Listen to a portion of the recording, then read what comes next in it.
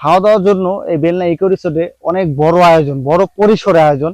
বড় আয়োজন বলতে ভুল হবে, বড় পরিসরে আয়োজন করা হয়েছে।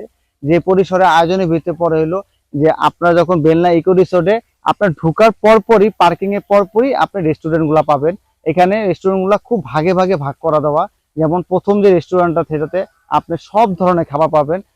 থাই বলেন, চাইনিজ বলেন, বাংলা বলেন, এভরিথিং খাবার এখানে অ্যাভেলেবেল। আপনি আসবেন, বসবেন, অর্ডার করবেন, এখানে আপনাকে খাবার সার্ভ করা হবে। তারপরে যে আপনার রেস্টুরেন্টটা যেটা আছে, রেস্টুরেন্ট না, এটা একটা ডাইনিং হল।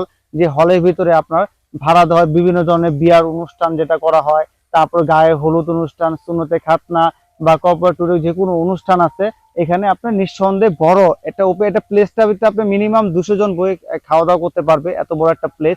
এই প্লেসটা এই জন্য ভাড়া দেওয়া হয়। তারপরে আপনার আছে হলো লাইভ বারবিকিউ সিস্টেম।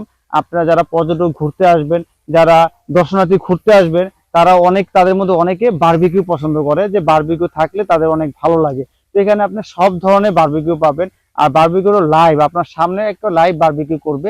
তো লাইভ বারবিকিউটা আপনারা উপস্থাপন এখানে করা হবে। আপনারা যে কোনো সময় যে কোনো ভাবে বলেন আমাদের এখন বারবিকিউ লাগবে, আপনারা ইনস্ট্যান্ট আপনাদের বারবিকিউ তৈরি করে দিবে। আপনারা বারবিকিউ এখানে একটা পার্টির মতো করতে পারবেন। তারপরে আসেন হলো আপনার এই জায়গাটা হলো সুন্দর একটা প্লেস। পুরা রিসোর্টের মধ্যে, পুরা বেলনা ইকো রিসোর্টের মধ্যে এই জায়গাটা আমার কাছে অনেক ভালো লাগছে। আর এই জায়গাটা আমি অনেকগুলা ছবি তুলছি, যত ছবি তুলি ততই ভালো লাগে জায়গাটা।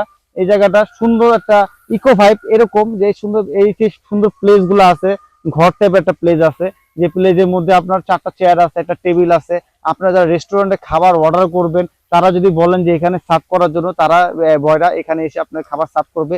এখানে আপনি প্রকৃতির সাথে আপনি খাবারটা এনজয় করতে পারবেন। তারপরে যারা দর্শনার্থী ঘুরতে আসবে, তারাও এখানে বসতে পারে, বসে তারাও এখানে মনে করেন রেস্ট নিতে পারলেন। মানে সব ধরনের ফ্যাসিলিটি এই কর্তৃপক্ষ, এই বেলনা ইকো রিসোর্ট কর্তৃপক্ষ সুন্দর সুন্দর করে দিয়েছে। স্পেসটা মূলত যারা পিকনিকে আসেন, যারা কর্পোরেট ট্যুর করেন, তাদের জন্য। তাদের লোক সংখ্যা থাকে প্রায় 2 থেকে 300 জন লোক সংখ্যা, যাদের বড় বড় লোক সংখ্যা থাকে, তারা নিঃসন্দেহে এই প্লেসটার মধ্যে 200 থেকে 250 জন একসাথে বসে একসাথে খাবার পরিবেশন করতে পারবেন।